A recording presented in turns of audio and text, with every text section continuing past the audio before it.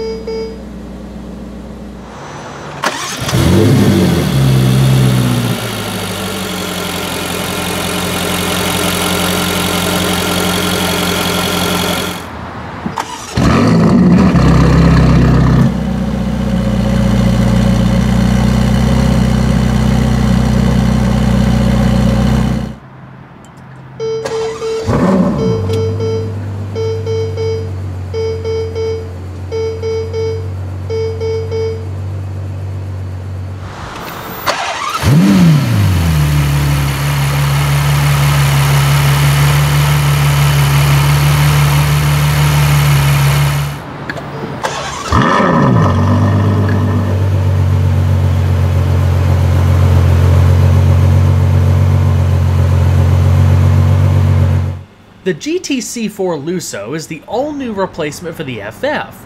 Like its predecessor, it's designed to be the most usable Ferrari. You can seat 4 people, stow a whole bunch of stuff in the back, and have the comfort of all-weather capability. The V12-powered Lusso was first introduced last year, but new for 2018 is a twin-turbo V8 variant called the Lusso T. It comes in at a slightly lower price point, and while the two cars share a lot of similarities, they each have very distinct characters. We'll talk about powertrains and performance a little bit later in the video, but up until then, there's a lot of stuff to cover, so let's dive into it.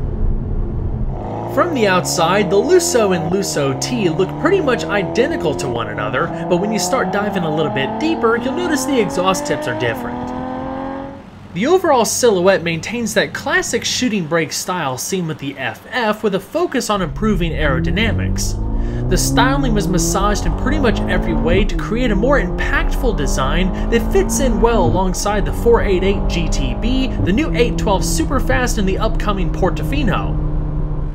The front end is dominated by a wide mouth grille that improves airflow to the powertrain components, while the fascia itself helps smooth out air around the front wheels. You'll also notice there's a set of new fender vents. These connect the wheel wells and the engine compartment, helping alleviate extra positive pressure to improve downforce and channel that air smoothly down the sides of the car. Out back, there's a massive rear diffuser with a keel shape and vertical fences that channel the air coming out from the flat underbody towards the center, helping reduce the width of the wake and cut drag. The combined action of this diffuser with the rooftop spoiler generates a lot more downforce over the rear of the car, which is especially important in this case because both the Lusso and the Lusso T now benefit from rear wheel steering. I'm sure a lot of you are wondering, well, how much does all of this cost? The Lusso T starts at $256,000, while the Lusso starts at $298,000. Both of these examples are very well equipped. The Lusso T has an additional $58,130 worth of options. The Lusso has $66,704 worth of options. Both of them include the $20,249 panoramic roof. Total MSRP for the Lusso T shown here, including destination and a $1,000 gas guzzler tax, is $318,880, while the Lusso, including destination and a $3,000 gas guzzler tax, comes in at $371,454. There's a handful of different wheel options for both the Lusso and Lusso T. After choosing between the standard cast wheels or the optional forged wheels, there's a variety of finishes available for further personalization. Both cars featured in this video have forged wheels. The diamond cut ones shown on the Lusso are an $8,100 option, while the silver painted ones on the Lusso T are a $6,243 option. All wheels measure 20 by 8.5 inches in front and 20 by 10.5 inches in the rear. Grip comes courtesy of Michelin's new Pilot Sport 4 summer tires, two 45/35s in front and two 95/35s in the rear. The Lusso and Lusso T use the same high-performance carbon ceramic Brembo braking system. The cross-drilled and internally ventilated discs measure 15.7 by 1.5 inches in front and 14.2 by 1.3 inches in the rear. They're clamped down by 6-piston and 4-piston calipers respectively.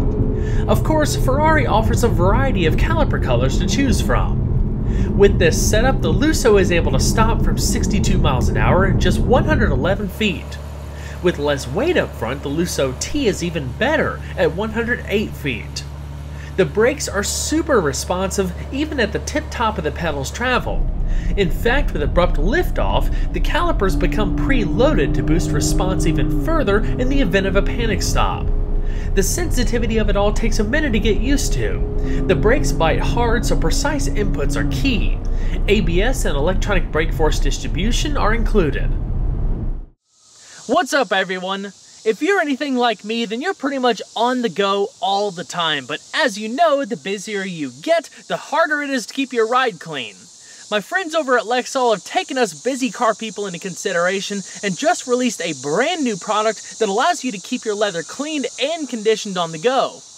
These are the Lexol 2-step cleaning and conditioning swipes. The package comes with 2 color-coded sponges, one for cleaning and one for conditioning. Simply press and pop to release the original Lexol formulas and saturate the sponges. Then just rub the stuff in, give it a buff, and wipe it off. They're super easy to use and even easier to carry around. Lexol's been developing high-quality products in the US now for over 85 years, and these new swipes make caring for your leather even more convenient. So follow the link in the description box below and pick up a box for your ride today. The steering is light and features an ultra-quick ratio. It responds to inputs with immediacy and accuracy. You'll notice that there are no stalks on the column. That's because all of your primary driving controls are located on the wheel itself like you'd see in Formula 1. You can also opt for an LED indicator across the top that follows the tachometer to indicate the proper shifting interval. In the bottom right, you have the Manettino dial, which adjusts various parameters from the shift algorithm to the adaptive dampers, E-diff, and the F1 track stability system. In Sport, the driver has more control of the car and less intervention from the electronic systems. Wet and snow are the opposite, placing more of a priority on traction than raw performance. You can also turn stability control off. Underpinning the car is a fully independent suspension that consists of double wishbones in front, a multi-link setup in the rear, and magnetorological adaptive dampers at each corner. Ferrari's 4th generation slide-slip control system is also included. As the name suggests, it calculates the car's slide-slip angle and compares it to the driver's intended line through a corner, helping optimize torque delivery between the wheels to improve longitudinal acceleration out of a corner. The system also affects the behavior of the dampers, automatically stiffening or softening them as needed to maintain a flat yet stable profile during complex maneuvers. Ride quality is identical between the Lusso and Lusso T. It's firm without being stiff and keeps this big car roped in tight. There's even a bumpy road button on the steering wheel that softens the dampers on demand. At the end of the day, these cars are grand tourers with the soul of a sports car. They're comfortable, luxurious, and offer an air of refinement that's hard to match. Ferrari's innovative 4RM four-wheel drive system has been retooled for duty in the GTC4Lusso. Like before, it weighs about half as much as a conventional four-wheel drive system, but now the transfer of torque occurs quicker and with greater precision. The other big piece of news is the inclusion of a new rear-wheel steering system. It enhances the car's agility at higher speeds by enabling the rear wheels to angle slightly in phase with the front wheels. At lower speeds, the rear wheels steer in the opposite direction to reduce the turning circle and make the car more maneuverable. The magic of the 4RM system is a secondary transmission up front, which Ferrari calls the PTU, or Power Transfer Unit. It allows the Lusso to retain a traditional front mid-engine layout with a single drive shaft. The front and rear axles have no mechanical connection. The Lusso is a rear-wheel drive vehicle by default that has the ability to transfer up to 20% of available torque to the front. 4RM operates in the background, monitoring for wheel slip. It can engage or disengage in a fraction of a second to shuffle torque where the car has the most grip, whether it be during inclement weather or spirited driving and track days. The PTU sits in line with the front axle, just ahead of the engine. It consists of 2 forward gears and a reverse gear with a complicated gear set that contains 2 carbon fiber multi-plate clutches. Power is taken directly from the crankshaft. The PTU can also alter how much torque each front wheel is receiving at any given moment. In other words, it also has torque vectoring capabilities. Due to gearing, 4RM doesn't provide assistance above 124 miles per hour. Ferrari claims that due to the torque being generated at those speeds, the rear tires have more than enough grip to carry the car forward. In short, 4RM makes this the easiest Ferrari to live with when it comes to daily driving in a wide variety of climates, even snow. As you know, the most significant difference between the Lusso and the Lusso T comes down to what you'll find underneath the hood.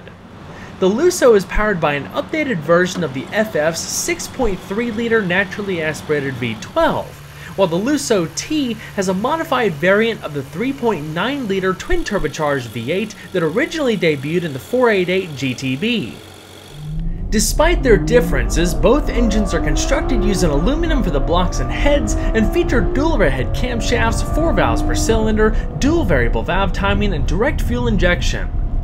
Changes to the V12 include newly designed piston heads with an increased compression ratio from 12.3 to 1 to 13.5 to 1. You also have updated anti-knot control software, multi-spark injection, and an overall reduction in weight. It now develops 681 horsepower at 8,000 RPM and 514 pound-feet of torque at 5,750 RPM. Those are increases of 30 and 10 respectively over the FF. It can now do 0 to 62 miles an hour in about 3.4 seconds and top out at 208 miles per hour. The red line is also an incredible 8,250 RPM. On the other end of the spectrum, the V8 is a pretty unique engine in its own right, not just because it utilizes a flat-plane crankshaft, but because there's just so much cool stuff packed into it. And I talked about all of that stuff during my 488 review, so if you'd like to learn more, I included that link in the description box below. Changes specific for this car, though, included the adoption of new pistons and connecting rods, as well as new, more linear high and low pressure air ducts for the intake system and new intercoolers. Plus, at 3,855 cc's, this engine actually displaces 47 fewer cc's than the one found in the 488, courtesy of a 1-inch smaller stroke. The Lusso T develops 601 horsepower at 7,500 RPM and 561 pound-feet of torque between 3,000 and 5,250 RPM. That's 60 fewer horsepower than what you would find in a 488, but the same torque, allowing it to hit 62 miles an hour in about 3.5 seconds. That's only a tenth of a second behind the V12. Top speed, while not quite as high as the V12, is still in excess of 199 miles per hour. Plus, by having the V8, the car's weight balance shuffles a little bit more towards the rear. By not having the all-wheel drive system, you also save 121 pounds. Total curb weight for a Lusso T is 4,111 pounds. Like the FF, the Lusso and Lusso T feature a 7-speed dual-clutch transaxle that integrates an electronic limit-assist differential. The setup consists of a control bridge across the center console and a pair of steering wheel paddle shifters. To put the car into gear, simply pull on one of the paddles. Each pull is accompanied by a satisfying clink. Across the control bridge, you have 3 buttons. The top one engages reverse, the middle one allows you to switch between automatic and manual shifting, and the bottom one activates the launch control system. The latter is labeled PS, which stands for Partenza Sportivo or Sport Departure in Italian. There's no selectable parking gear, just an electronic parking brake on the bottom left of the dash. To place the car into neutral, simply pull both paddles towards you simultaneously. During normal driving, the transmission operates smooth and seamless, but as soon as power is called upon, it springs to life with a rev-matching downshift and subsequent upshifts that happen in the blink of an eye. It's incredibly responsive. In an effort to give the Lusso T a more linear acceleration curve, similar to a naturally aspirated engine, there's a variable torque management system. It basically controls boost and fuel flow to give the engine a different torque map and peak in each of the car's 7 gears. In other words, it electronically limits peak torque respective to which gear you're in. The limit is progressively raised higher with each upshift. As expected, peak torque doesn't become available until 7th gear. Just like the 488 GTB I drove a while back, I never noticed any hint of lag. Truth be told, from an acceleration standpoint, the Lusso and Lusso T feel quite similar to one another. However, they each have vastly different characters. It all becomes apparent when you step on the gas. Both cars use exhaust manifolds with equal length runners and an electronic bypass valve in the exhaust to control the level of sound based on throttle input. You can't beat the high-pitched wail of the V12, but there's no denying that the V8 sounds pretty good too. When it comes to fuel economy, the V8 is the clear winner, boasting a 30% greater range than the V12. Mileage estimates range between 15 miles per gallon in the city and 21 miles per gallon on the highway. You can expect an average of 17 miles per gallon. On the other hand, the V12 is rated at 12, 17, and 13 miles per gallon respectively. Both engines require the use of premium fuel. Total capacity is 24 gallons. The Lusso's interior builds upon what we've seen in the FF with a thoroughly refreshed layout that combines world-class quality and attention to detail with one of the most driver-focused cockpits in its class. The two main goals here were to ensure a proper level of sportiness without sacrificing comfort.